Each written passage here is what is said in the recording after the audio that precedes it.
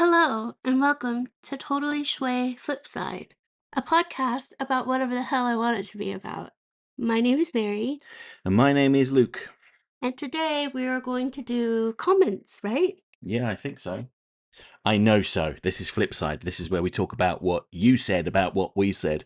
Not at all confusing. Should we see if you have any news?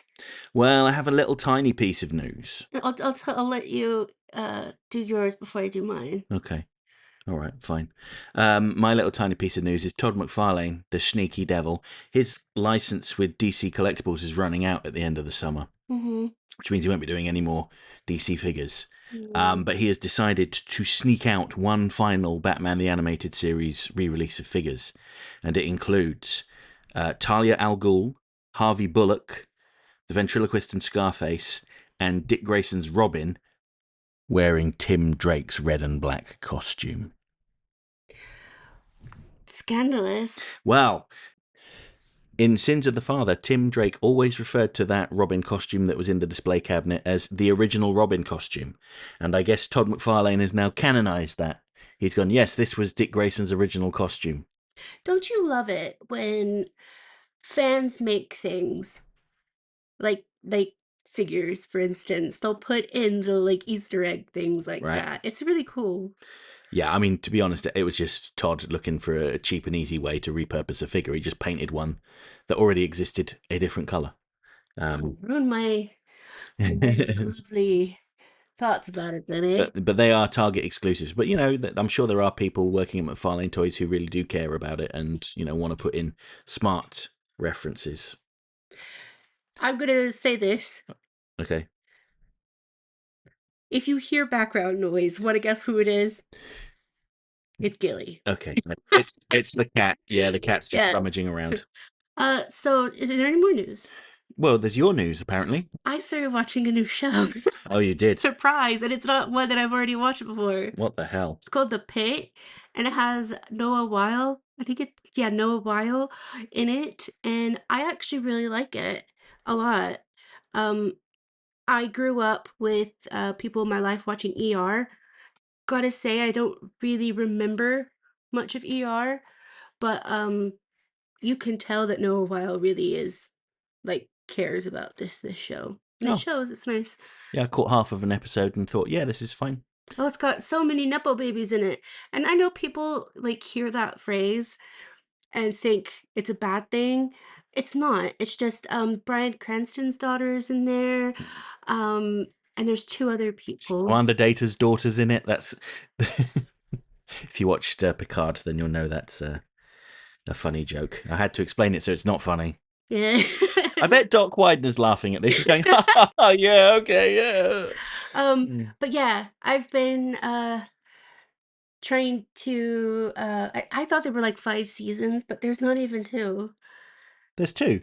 No, it's on its 2nd season. Yeah, there's 2 seasons. I know, but the So full second season isn't out. Yeah. Right, okay, so it's continuing with its 2nd season. I think I'm on the 6th episode of the 2nd season. How many episodes so far have been released?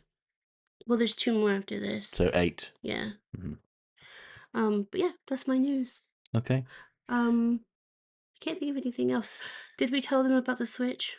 What about the Switch? The Switch around the rooms? Yeah. Yeah, I think we mentioned it. We said in the last Totally Schway that we were recording in a new space, so the sound might be a little different. I am exploring ways of freshening up the podcast as well in terms of production.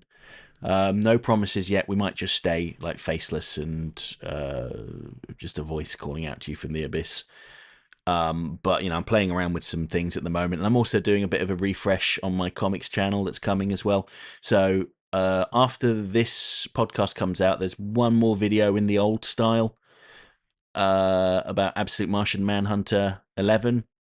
I've got a video in the pipeline about Barbara Gordon Breakout #1.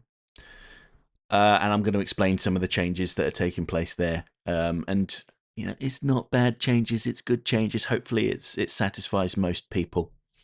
I'll talk about that more after the announcement and stuff has come out. Yes, and in the next month or so, if I start to sound just a little bit different, mind your business.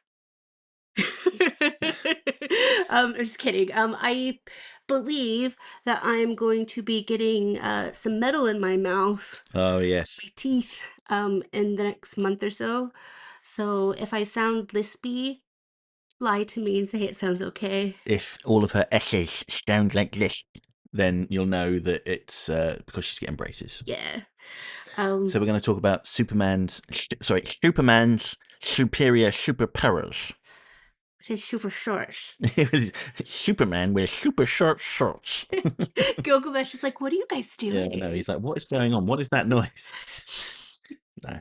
Well, he looks at me like, make her stop. All All right, right. so shall we get to the comments Yeah, all right. now? So up first, we're off with a big one to start with. It's Big Mikey P's thoughts on Green Lanterns. DC's The New Frontier has the best visualized origin story for one Hal Jordan as an aside. Huh. Thought the Supergirl movie is coming out in July, not late June. No, over here it's the 26th of June. Yeah. Surprising how far the backlash against the Lanterns trailer has gone through lately. People are just like that. They need to People, wait and see the show themselves. there's been backlash. His costume's too dark. Where's all the colour? Just watch the show and then they'll explain it. How about this? Everybody that's like, I didn't know this because I haven't actually been looking into it much because I'm actually excited about it. But instead of like being like a person that just bitches about everything, why don't we just recognize that these are characters that have changed over time and they are now characters that are in 2026 Hmm. and they might look a little bit different. The costumes especially because it's more evolved than say in the original comic books and stuff like that. And I think that's very interesting. Hmm. And it doesn't change any of the existing material that you know and love. The Lantern show coming out does not erase, say, Green Lantern the animated series if you were a fan of that show.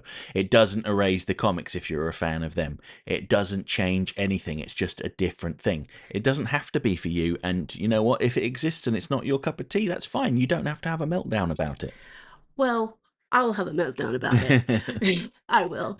But what I always think of it as is I think it's like I want to say Marvel thing, but it's not just a Marvel thing. I That's just one of the first mainstream things I've seen it is and is if I like something, like I like the New Frontier and I like Justice League, the Snyder version, or the yeah, I always think that's just a different dimension. Yeah, that's true. And that's how I think of it. So rather than um not seeing like the creative parts of it, that's how I see it. And if I don't like something about it, that's okay because it's just not in my dimension. Yeah, that's right. So I'm going to continue with Big Mikey P's because it's a long one and we just kind of derailed it for a couple of minutes there. But anyway, I guess Hal Jordan wasn't around in Brightest Day because he was flying missions in the Middle East, if not the Balkans. Anyone who has heard of the 90s conflict set there would know why. Had he been there, he would have been picked instead of Kyle Rayner. Either way, he should become a bad-ass Muggle fighter pilot ace who fought the Imperium forces, the Thanagarians, and the Apocalyptians in the DCAU. Spacefaring superhero he never became, but an awesome, if off-screen hero he stayed regardless. Air Force pilots I have a soft spot for, after all. Don't care about He-Man no matter the iteration. Interesting that in the DCAU, losing the Green Lantern ring, if not running out of power, won't make a Green Lantern unsummon their service outfit. Yeah, I suppose so. I'd like to think the mugger in the episode start is the DCAU's iteration of Guy Gardner. Alas, that Justice League versus the Fatal Five didn't get the memo and even made him a Green Lantern somehow. Sinestro Corp era Sinestro is best Sinestro. DCAU Sinestro is nowadays tame to me, and Batman the Brave and the Bold Sinestro is the closest to being the best in the DC Comics animation. I'm fine with the yellow stuff being the bane of Green Lanterns everywhere, so I don't understand why the DCAU is so inconsistent on whether or not it's an actual Green Lantern weakness or not. I would say that it is not a formal Green Lantern weakness, it's just a very powerful weapon that can the yellow, I should say, the yellow constructs are powerful weapons that can break through if their will falters. Curious how there's a female Guardian of Oa in the episode years before they became the norm in the mainline comics. Well, that's Bruce Timm for you. He is often quoted as saying there aren't enough female characters, there aren't enough people of colour. So he's just looking to diversify, and he's been doing it since the 90s. So when people watch Cape Crusader and go, "Oh, it's woke and it's gone mad," they're just showing you they don't actually know what they're talking about. But anyway, I guess Carol Ferris became the the Star Sapphire in the DCAU because she was jilted by a breakup with Hal Jordan a while back. Probably the man sure loved his duty as a United States Air Force air pilot more than her, after all, which I can understand. Oh dear. Um, Honest heroic self-deprecation. That's also why Legends continuity, Luke Skywalker, the Fellowship of the Ring, Mahu Shouju's Sakura Kinomoto, and the Ahiru Duck Girl and Madoka Kaname and the gang became great and beloved heroes. Oh, Luke, why couldn't you remember that Earth is on Sector 2814? To be honest, I'm not massively into Green Lantern all that much. I know a fair bit about it through osmosis. Um, and I'm not that great at remembering strings of numbers. I have to break it down. So if I wanted to remember that, I'd have to say 2814, because in my mind I'm then remembering two numbers, not four. But anyway. Right, so that's the end of Big Mikey P's comment about what we talked about, but now he's going to share his recap of what he's been reading, watching, and I guess just doing. Right. So the book recap is Finish the Sum of All Fears, The Last Unicorn plus Two Hearts, and the sequel novella Suze from the Way Home book that also has two hearts, and 2010 Odyssey 2. All great books in their own right. Also done with Tender of the Night, even left a bunch of notes featuring translations of foreign dialect there for future reading aid. Quickly finished True Grits by Charles Ports, so to anticipate rewatching the Coen Brothers movie adaptation. Yep, gonna skip the version with John Wayne, though the film ain't terrible, no siree. Now at Greg Rucka's Batman No Man's Land novelisation and Holes by Louis Sakar. Yes, rewatching the movie shall follow. Even gave off a copy of A Little Princess to a girl cousin of mine who visited a while back. Guess I'll want to rewatch that Alfonso Cuarón movie adaptation eventually, just because. Read through chapters 12 to... Oh god, I have to count the ones then. 12 to 13. See, that was actually very easy. I don't know why I stumbled on that. Of the book Heidi. The lass is now going home to the Alps again. Meanwhile, there'll be another The Last Unicorn short story tie-in to check up on, particularly the Schmendrick prequels in the days to come, plus its IDW 6-issue comic adaptation. Won't mention them much on Totally Schway, though. Promises, promises. Finished All-Star Superman and even read the archived Newsarama interview with author Grant Morrison pertaining to the standalone series. We'll reread Superman Smashes the Klan and or What's So Funny About Truth, Justice and the American Way soon. Series recap. That's that with Aria Anime Saga, with the nicely finished up on what with nicely finishing up on the final tale, the Benedizion. Scene 2 anime Heidi episodes 32 to 33. Also finished rewatching Fleischer's Superman theatricals. However, have ended things at the Terror on the Midway for I refuse to see the inferior Famous Pictures follow-ups. Movie recaps to accompany the Last Unicorn book. Yep, its movie adaptation still is amazing to the point that Molly Grew's first meeting the unicorn never fails to make me cry. To accompany 2010's Odyssey 2, have also seen to its movie adaptation The Year We Make Contact. Surprisingly impressive, I too shall say. And its 6.7 IMDb score isn't fair.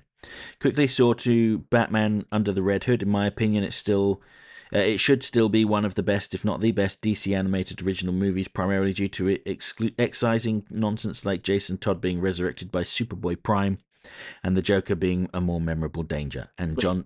hold on. Is it like Optimus Prime? No. Okay. Superboy Prime is a Superboy from another universe, where... Oh my god, do I really have to explain it? I was just kidding. He's just from another universe, and he managed to resurrect Jason Todd because he decided to break through the walls of reality by punching them, and it caused things to change. So there's a lot of people make jokey references to, like, you know, if something weird has happened, they say, oh yeah, Superboy Prime has just escaped from the multiverse or whatever. But anyway, I've lost my place. I just mentioned Superboy Prime, didn't I? And John DiMaggio is surprisingly good voicing the character, and not as a mere hostage to Jason/Red Hood. Not even Justice League: The New Frontier and Crisis on Two Earths are this superlative. Superman vs. the Elite should follow soon. Saw 2, the Coen brothers' True Grit movie adaptation, wouldn't claim to say that it is loads better than the John Wayne 1968 classic, but it is a very fine film and more faithful adaptation to the novel regardless. Madoka Magica Walpurgisnacht Rising released a new trailer on the real-life Walpurgis Night, April 30th to the 1st of May. Has a couple of character names and voice actresses reveals, and still as super vague without spoiler hints, which is a good thing to me. While I'm surprisingly piqued on the fact that the director of Review Starlight, a modern anime that I've already sung praises lots, is a key storyboard artist for it. Explains a lot of similarities between the movie trailers and a bunch of Review Starlight moments, and I guess there'll be lots of Yuri story beats to go parallel with. Mary's favourites on next week. Cool, cool, cool. Thank you for your lengthy comment as ever, Big Mikey P. Oh, I think, um, speaking of my favorites, I think hopefully I'm gonna have a brand new favorite this week, when it comes out, on PS5. So, are you Oh, guys looking forward to the new, the new Lego Batman game? Because I am. I think, Mary, you should post some fun clips from the Lego Batman game if you enjoy it. I mean, let's be honest. When I play a video game, I'm usually sitting in my my armchair. It'll be on the sofa now because we changed where it's at, and it'll just be me doing this.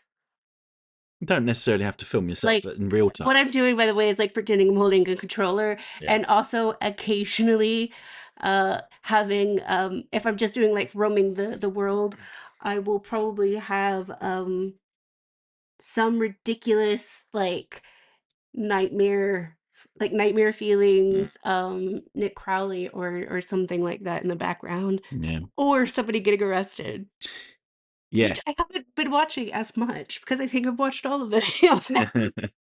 Well, you've been watching The Pit instead, haven't you? Yeah. That's taken up a good, 20 hours of your life so far? That's a good thing, by the way. I'm not saying that as a bad thing. It probably is about 20 hours, but I've just needed something to like reset my brain with because I'm having I think a lot of people probably around this time of year are having that um I don't know, weird thing go on with their brain where they are just like everything is just coming all at once, and then Sure. obviously spring, and then like the kids and stuff are out and I have to hear them, which isn't a problem. It's just It's just disruption, that's all. yeah. Anyway, we're going to move on to the next comment, which is from Alexandra Fawkes, who says, This is one of those episodes that I still enjoy watching, but not as much as when I was a kid. It was great to see the introduction of the Green Lantern Corps and their mythology in the DCAU, and I love that they chose Kyle Rayner as the protagonist, considering how nowadays he's barely used in adaptations compared to Hal, John, or Guy.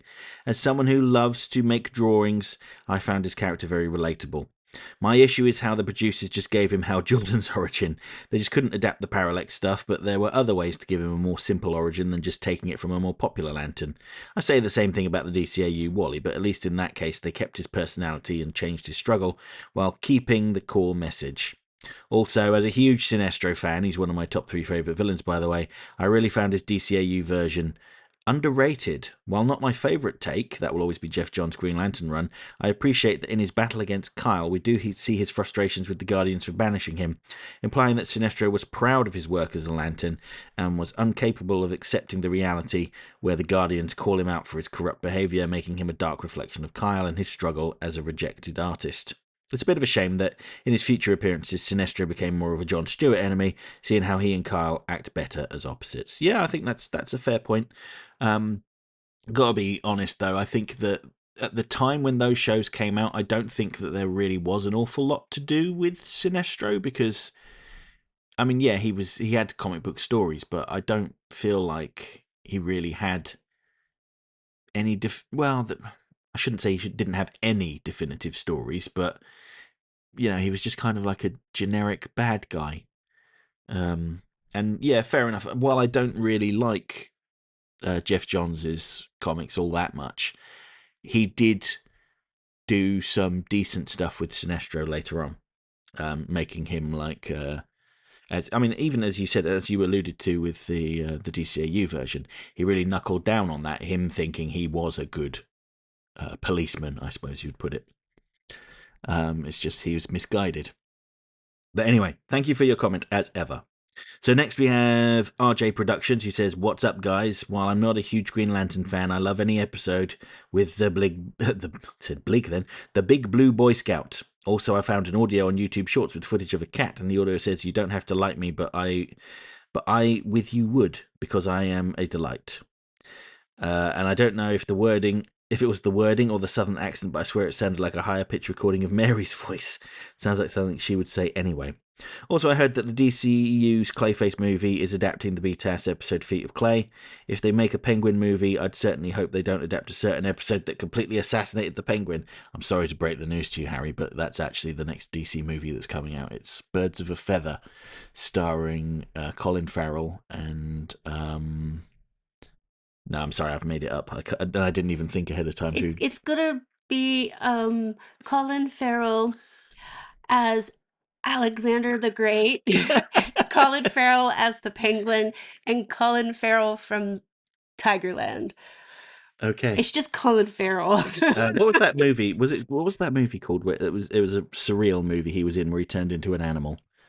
Was it called The Lobster? It might be. I don't know. We haven't watched We it. haven't watched it, but I just remember there's like I vaguely remember seeing footage of Colin Farrell with lobster hands. So Hmm. maybe that's what was happening there. Anyway, Didn't know I knew that many Colin Farrell movies. yeah. But actually, I'm thinking about it, and I'm like, yeah, I do. I do know quite a bit. So to continue Harry's comment, it says, "If they do, I hope they don't portray him as a complete joke and actually portray him as a villain and not a gullible fool with a silly schoolboy crush. Funnily enough, I'm doing something similar with Batman Shadows of Gotham, but will hopefully have a lot more substance, and the Penguin is portrayed as a legitimate threat." Harry, did you watch the Penguin series? Because I think you probably would have quite liked that if you didn't. I know we talked about it on the podcast. I just can't remember because it was so long ago. Anyway, we're going to go over to the next comment, who I believe is a new commenter. So welcome and thank you for sharing. And their name is Sarola the Surly. I'm not terribly well versed in Green Lantern, seen the animated movies First Flight and Emerald Knights, read a couple of stories, been meaning to watch the animated series, but I do quite like Sinestro from what I've seen of him, at least when he's properly fleshed out. Namely, whenever he was an ace Green Lantern who went too far, going from simply maintaining order to taking over, because he came to believe he knows what's best for the people. I find it a pretty compelling motivation because he's not necessarily power hungry. It's more the power caused him to gain a supreme sense of self-importance.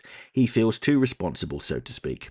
Given that, I can see how he'd be unable to properly process the Guardian stripping him of his rank, unable to truly believe that he could be wrong, even if he's asking that deep down inside. Instead, projecting his insecurities onto them, thinking they just refuse to believe someone could know better than them. To paraphrase another villain from a more recent space-based superhero series, Sinestro sees himself as a victim of his own success. There's also the iconic exchange in the comics between him and Hal, where Jordan asks him if he ever really considered him a friend during their time serving together in the Corps. The Corps. To which Sinestro says, "That's the worst part. He not only did, he still does, and always will." Yes, that's a really good point. Thank you for sharing that. Right, next comment we have Doc Widener, who says, "Thank goodness you're here. Did notice a difference in sound, but as is often the case, I have one earbud in, and in fact are testing some new ones for Daniel, who is headed to DC for his 8th grade trip in a few days." Wait, you have a storage unit? Really? Are you sure? You never mention it, especially at the end of the Serum Lake Comics videos. La la la. Wait, when did you get one of those? Shut up, Mary. I have a storage unit. You have a storage unit? Yes, you know full well.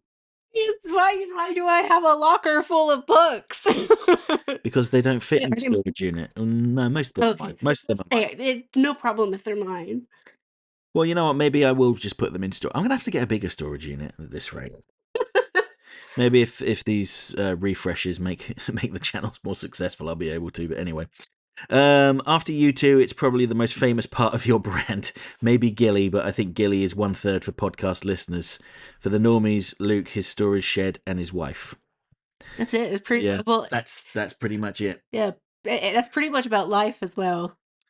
This episode has a distinct lack of refrigerators. Yes, it does. So they completely avoided that whole narrative trope right there that is attributed to the Green Lantern comics that introduced Kyle Rayner, where his girlfriend got murdered and shoved in a fridge. What? Huh? Yeah, you heard of the concept of fridging, where it's like female characters. Video. Yeah, Yeah. yeah. Female characters exist just for the purpose of like being harmed and driving the hero. Well, is that not history? Well, that's a fair point. Anyway, happy birthday month, Mary. Sergey's birthday will be the day you record Mary's favorites, and happy Mother's Day if applicable. You know what? I have been thinking about this. I always think that I'm one of my cat's carers, but I think that Thorbor thinks of me as a mother. Mm-hmm. Mr. Baby, I'm like his aunt. Gilly, I am the person that won't leave him alone, but occasionally gives him food that Luke doesn't. Mm-hmm. Thank you. Thank you, Doc. So next we have David Carney, who says, "Hi, Mary and Luke. Currently rewatching Superman the Animated Series at the moment. Good timing. Just finished watching Heavy Metal. Oh, sorry about that one. So glad it was Kyle, as he doesn't get much of a spotlight. It's usually Hal. Happy birthday month, Mary, and have a good week, everyone." Thank you. What's with all these people saying happy birthday month? Is that a thing now? Well, to me, I have been spoiling myself a little bit. Uh, I have bought myself, you're never gonna believe this, I don't believe this. a digital camera that actually has the specs of a Kodak digital camera. I think it has that, as I had in 2008 and 2009, Mhm. I think. Maybe the 4K, it's got 4K on it, but is in the pictures. It's supposed to be a way to get off of the phone and actually Mhm. do stuff and whatever. Um, I bought myself something else, but I can't remember what it was. Uh, I'll come back when I remember. Well, while you're thinking about that, I'll move on to the next comment, which is from Michael Dolan, who says, "Ahoy, Mary and Luke. Rearranging your apartment reminds me that I really should get around to doing the same with my own. As hinted at by my mentioning last time that my stove is buried beneath the Great Wall of Tea, my housekeeping style falls into the triangle bounded by comfort, clutter, depression, squalor, and there appears to have been a struggle."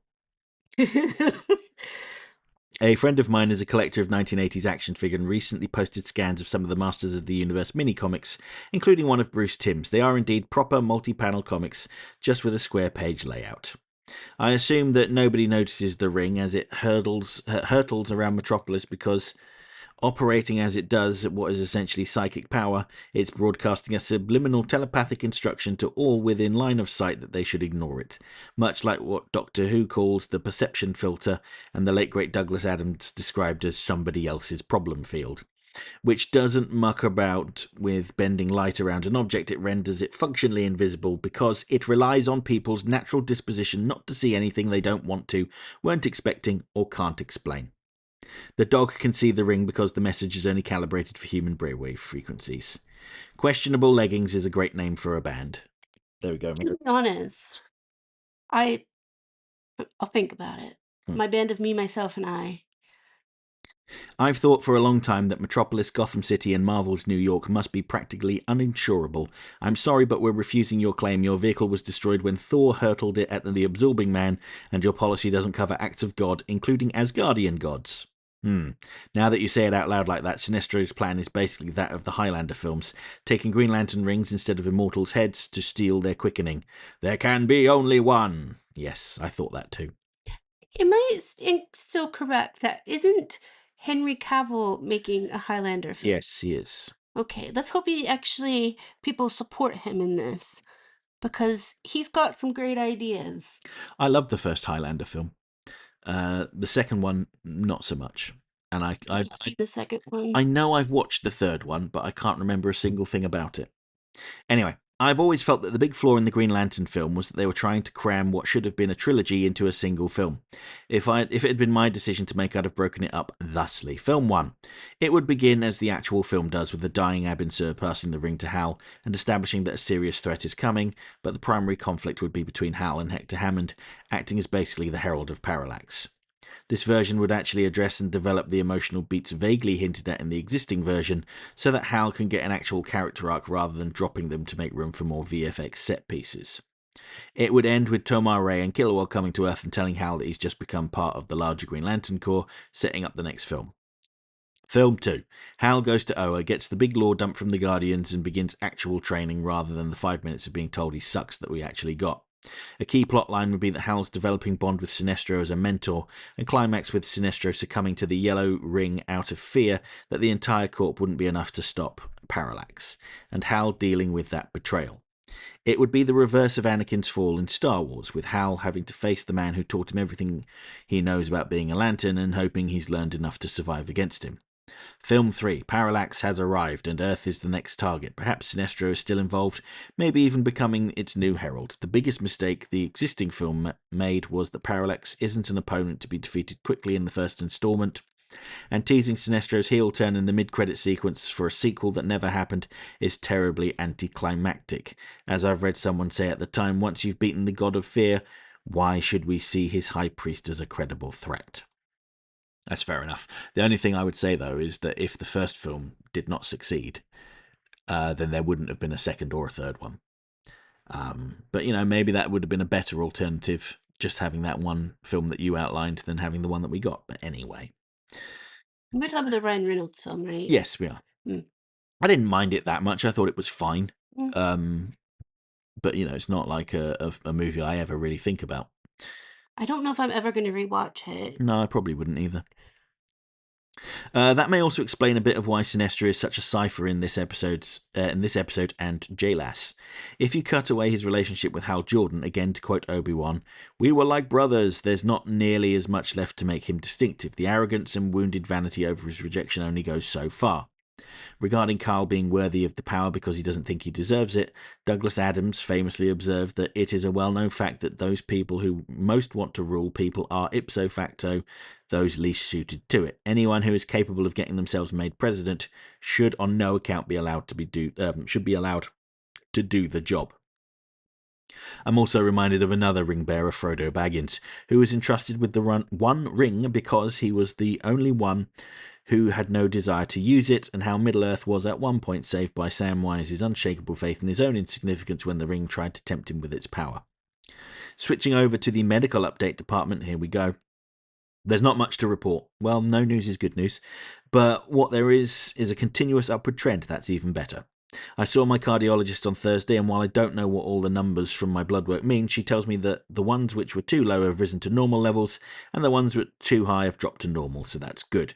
Going to see the endocrinologist this week to get a new Dexcom sensor, as the one attached to me expired as I was writing this, but my blood sugar is around 124 or so before it stopped sending data to my phone. Improvement continues. That's what we like to hear. So over here, I think we do, my Dexcom is a little bit different because I go from like 0 to, I don't know, I have it alert me if my sugar goes to 14, which doesn't happen very often. Um, but when Americans and like Canadians talk about their Dexcoms, they're like It's a from different measurement, isn't it? 50 to like hundreds or whatever. Mm-hmm. Yeah. Yeah. And finally, in keeping with today's green theme, my other channel recommendation is the Garden State Tortoise. Host Chris Leone, a field herpetologist for the New Jersey Department of Environmental Protection, and his wife Casey, a former zookeeper who's usually behind the camera, own and run the eponymous Garden State Tortoise, a conservation program, ethical breeding program. A conservation project, an ethical breeding program, and rescue turtle sanctuary in Atlantic Country, New Jersey, home to well over 400 turtles and tortoises of at least 50 different species from around the world. In addition to providing all manner of zoological and ecological education about the animals in their care, the Leones scour the local salt marshes every year to find recent diamondback terrapin nests to save their eggs from predators, incubate them at their facility, and then release the hatchlings back into the wild once they've been given a clean bill of health. Believe me, seeing dozens of newly hatched baby turtles is one of the most wholesome things on YouTube. You'll also fall in love with the many four-legged residents of GST. There's Chief Brody, an alligator snapping turtle found wandering by the roadside several states away from his natural habitat, and now lives in his own private pond in Leone's backyard. Dixie, a massive African spur-thighed sulcata tortoise who weighs over 100 pounds and decides to dig her own 8-foot deep basement annex to the facility. Lakay, a tiny Vietnamese black breasted leaf turtle who moves like lightning when there's a nice tasty worm to be had. Rockalina, an eastern box turtle who has made a miraculous transformative recovery after languishing on the kitchen floor on a diet of tinned cat food for nearly 50 years. 50 years! Oh yeah, they live a long time, don't they? And most famously Otis, the world's most personable and charismatic eastern box turtle, who is something of a viral sensation and seems to believe that he's a dog. It is impossible to feel sad or upset watching Otis. See you next week for Mary's DCCAU favourites.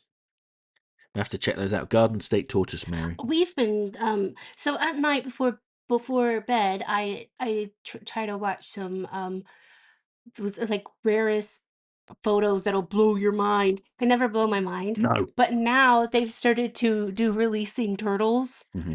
and it is so cute because they're so quick with their little bitty, and I'm just like, it is wholesome. I think you used the right word. They're like wholesome, and sometimes you just need a bit of that in your life. Mm.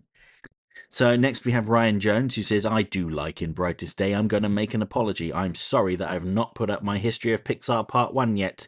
My video editing software has a weird saving system on my computer, which is hard for me to get used to, and I lost half my video. So, I'm redoing it, and I hope it's up by the time you read this comment. I have been reading Batman The Adventures Continue, and I do consider that to be canon, mostly because if there is something that I don't think fits the DCAU, like Lex getting his power suit early before Justice League, I can say it takes place in a parallel universe that is like the DCAU, but where some things go a bit different. Who knows? Maybe there is a DCAU that Batman Beyond the Return of the Joker flashback didn't happen. Happy birthday month to me and Mary, as it's my birthday on Saturday the 16th. Happy belated Yeah, I birthday! think we just missed it. I don't know what the date is today. Let me look. Today is Oh, no, that was his birthday, so happy birthday. I do find it very cynical that Black Adam in the Absolute Universe said to the rehabilitated Ra's al Ghul that I know you're a liar when Ra's says that killing is not the right way. Well, yes, that's the thing. He says one of the powers the Brainiacs bestowed upon him was the wisdom of Solomon. And when Ra's al Ghul told him about the power of repentance and the ability to change, he says, I know you're lying. When he was not, he was telling the truth. And then that tells us that the powers he's been given are very flawed.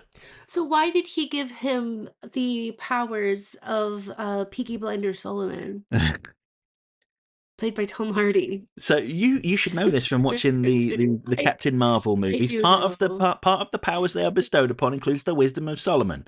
That's Tom the Hardy. Could you imagine? Everybody would have like little pitties around, and the world would be such a better place. Yes, Tom Hardy as Billy Batson, who goes Shazam and then turns into Captain Marvel. Yes. Well, to be honest, I would rather have turned into like a pit bulldog because I love pit Well, bulls. so does he. Apparently, he Yeah. loves That's all what I'm dogs. saying, like, Yeah. that'd be great. It's a very caring thing. Yes, it is. Right, I'm going to go on to the final comment now because what are we at? We're nearly 40 minutes in. Well, it's not too bad actually.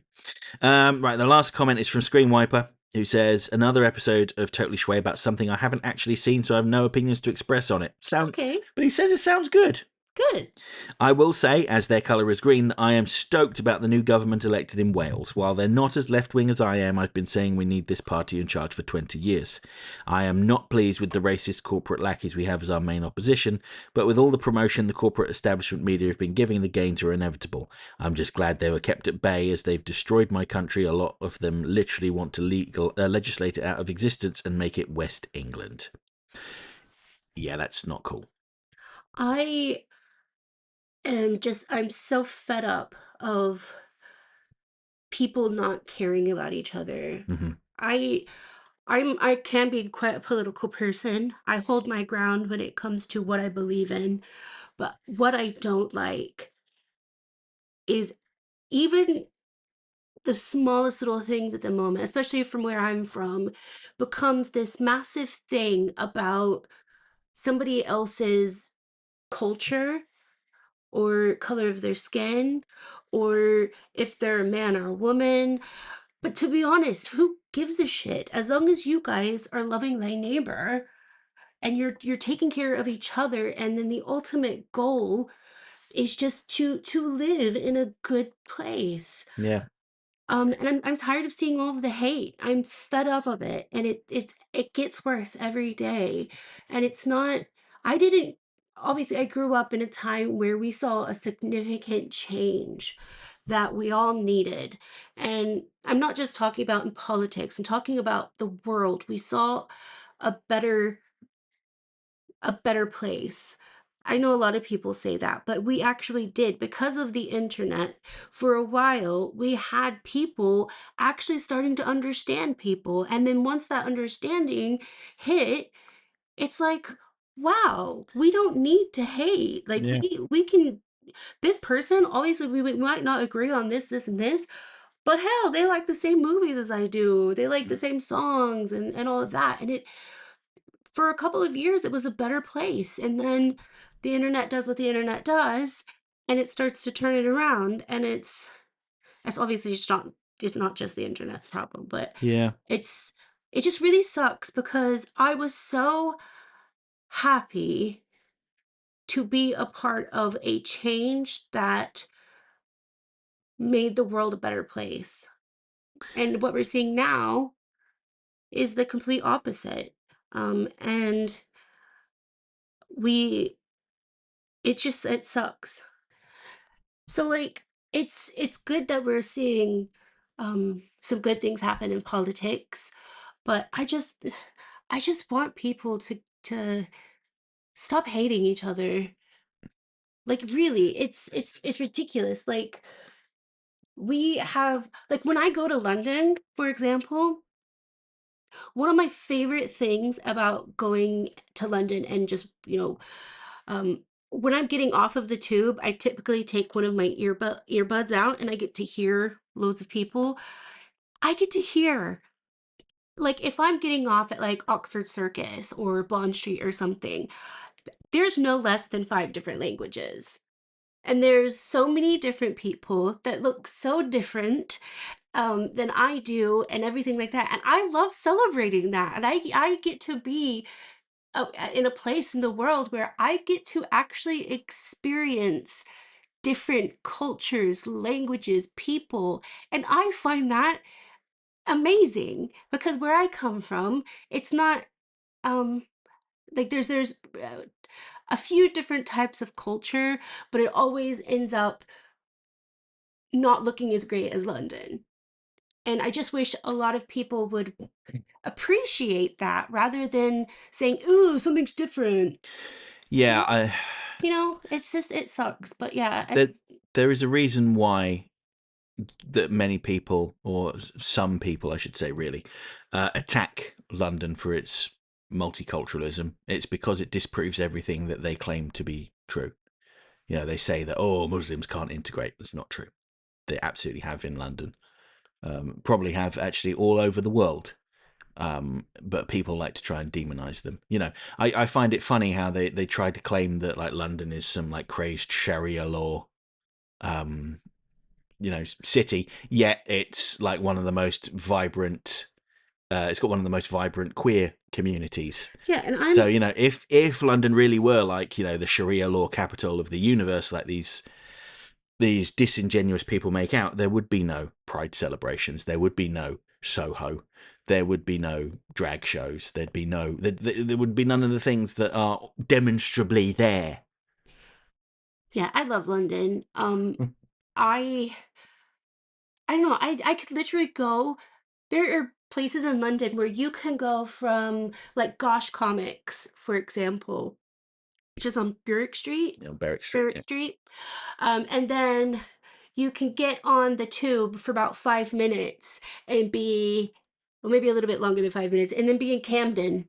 Mm-hmm. And then from Camden, you could go to like, uh, I don't know, Tottenham Court, which is probably one of my one of my least favorite places, just because it's so busy. But But It's yeah, so wonderful. It's like going to different states in just one city. yeah. There's a very visible change in the neighborhoods as well, isn't there? Like where we were in Kensington, and it's kind of a little bit posh and upmarket, and then you go a couple of streets over, and then it's not quite as much. Go to Notting Hill, for instance. Notting Hill's a bit more urban. Um, Which is not a bad thing. yeah, I'm not saying Yeah. it's a bad thing. I'm Um, just saying it's perhaps a bit more hasn't seen the same renovation. yeah. That's what I mean. But anyway, we're talking a lot about stuff that maybe people aren't that interested Yeah. in. So, not actually, no, I'm not sorry about No, it. we're not sorry about it, but we need to move on Yeah. because we're 45 minutes in and there's the chicken news to get to. So the chicken news is that Alan's behaviour, while far from perfect, has improved. Good. He talks in a strange accent, and so I often don't understand what he's saying, but we're getting along better now. He's also getting on better with the hens. For example, a couple of weeks ago, he had a dust bath in the gravel pit with none other than Wilma. I'm not sure she actually wanted him there, but with her, but she tolerated him. Hmm. Later that same week, he bathed in the gravel pit with all of the hens. Bathing together is one of the ways chickens do social bonding, so this is very good. Another thing that happened this week is one evening when I went into the garden to put Alan to bed, I found him on top of one of the coops, as usual, but as very not usual, with Mabel sat right next to him. They were practically cuddling. No, they are not a couple. Mabel is just super sweet and kind. When I put Alan to bed in special chamber, Mabel began pecking at the barrier between it and the rest of the coop as if asking me to remove it. So, from the next day onward, that barrier has been removed and Alan sleeps in the coop with the ladies. This means that for the last week and a half that I've had to referee bedtime. Ooh. I'm teaching Alan to put himself to bed like he used to in the coop he used to sleep in. Not sure if he doesn't like the stairs or is worried there's a grumpy hen inside, but he needs my encouragement to do so every night. When he gets in there and there are no hens, he squawks like he's confused the hens aren't already in there, even if he's just seen them all outside. And if there are already in there, he dithers about whether he's going to sleep. If he tries to sleep next to Betty or Wilma, they peck him. Normally, if Mabel isn't already in there, he goes in the chamber that he's used to always go in when the barrier was up. But increasingly, Wilma will go in there and kick him out just because she can, which normally makes him move to the chamber that Wilma normally sleeps in. Sometimes, though, he just has to find a spot in the middle of the big roosting chamber floor, out of anyone's pecking distance, and make do. Alan is harder to catch in the mornings now, for me to put him in the holding pen in the garage until later, but not too hard, not normally. If he bites me these days, I put his head under the tapper water butt for a second or two. Sounds mean, but cold water is a widely used chicken discipline tool because it works. He soon stopped. I only needed to do it twice. I had to pick him up the other day while he was in an agitated state, and he bit me, but then seemed to realise it was a bad idea and restrained himself last second, so it didn't hurt and he didn't get punished. Sometimes when they're all hanging out, Wilma and Betty will have a bit of a go at him. I often don't see what happened immediately before, so I don't know if they're just being bullies or if he did something to provoke them. Pretty sure they're protecting Mabel at least some of the time. When he does creep on her, she normally just walks away, and he's too small to stop her. Mabel had another day off egg laying this week, and this time did not ruin the benefits of laying 2 eggs the next day. Betty is in the best shape of her life and reminds me of how Wilma was at the start of the year. Wilma seems to have groggy days every now and then on these hormones, making me worry all the time that she's sick, like how Betty used to be before she came out of retirement and off the hormones. She is inspected by me regularly, and I think it is most likely just hormone sickness. Thank goodness. Yeah. Right, those are all the comments. Let me just triple check that. Let me just refresh. Nothing new. Let me just check the hidden section. No hidden comments. That's it. Everyone has been read. Hang on a minute. Where is Lowell Lucas Jr.? Where is Lowell Lucas Jr.? He didn't leave a comment. Unbelievable. Unbelievable. Fake He probably fan. has a life. He probably has a life. What is this life? This life of which you speak? I'm trying to think of my life. Yeah. Like, Oh no. what's What going is on in my life? what is my life? I have to order new fairy lights because Gilgamesh ruined mine just now. He's been a naughty boy. No treats for Gilly No. for about 5 minutes. All right. I love you guys so much. And I want to wish you guys a really great May. Again, sunscreen, water, and Go watch those videos about the turtles Yeah, because we love thanks. them. All right, I love you guys. Bye.